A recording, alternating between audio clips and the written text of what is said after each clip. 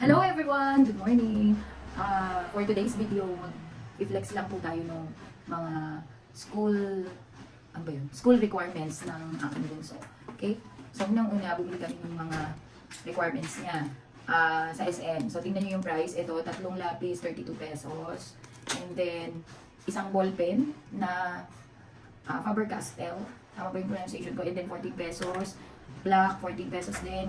Ito, natanggal ko na kasi yung nasa 70 plus to, yung brush. Kasi syempre kailangan din ng brush. Kailangan ng protractor. So, 19 pesos. Kailangan ng graphing paper. Ang graphing paper ay 33 pesos. Ang bond paper is 29 pesos po.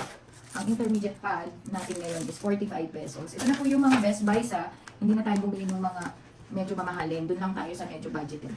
Then folder. Yan. Nasa 26 pesos na po ito. So, dalawa, 26 pesos. And ruler, 27 pesos. Ito naman, brown envelope, 34, may kasama ng plastic. And then, bumili pa tayo ng iba. Ito, ang alam ko, medyo mura siya kasi nasa 99 pesos lang siya. Buy 4, take 1 free. So, pwede niyang dalhin isa-isa. Hanggang sa maubos. Then, syempre, nagdagdag tayo ng mga undergarments, like underwear. Ito, medyo nagmahal ngayon. Ito ay SOM. So, yung 6 ay nasa 379 na. Imagine niyo yun. Dating tipo 100 plus lang, then 200 plus. Ngayon, ito na po yung pinakamura, 370. Doon tayo kumuha sa pinakamura.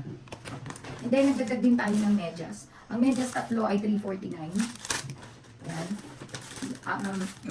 Tatlong karuso, 220 lang. So, bumili tayo ng dalawang set.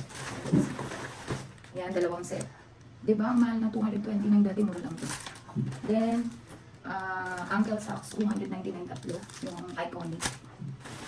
And then, 349 na black, black socks. 349 tatlo. Diba mahal yan? Tapos, sa SM, ito ay SON. So, isang ganito, 360 na po. So, 360. Dating 200 plus. Ang mahal talaga. Ay, bumili din tayo. Ito naman ay bench. So, bench ito. Ayan, bench body. So, bench body. Bumili tayo ng dalawa. Ayan, sa bunso para additional. Ang isa nun ay 190. I know, it's 200. Magkamali ako. So, may 200. Asa ngayon? Ito. Yan. 199 is underwear. 299 pesos. Yan. And then, ang pinaka-highlight ko is yung ito. Yan. So, kung gusto nyo bumili ng murang shoes, lagi kasi ito yung shoes ng mga anak ko. So, this is Easy Soft. Yung Easy Soft is, mura lang siya. Ito lagi yung ginagamit nila, elementary pa sila. Then, yung aking panganay din, high school, ito rin yung ginamit. Pero dati, 200 plus lang to, and then 300 plus. So, ngayon, nag-599 na siya. Maganda siya. Matibay. Promise, matibay to. Easy Soft. Ano siya? Easy Soft by, World Balance. Okay? Para may idea lang po sa mga bibigay ng mga gamit ng mga anak natin for school.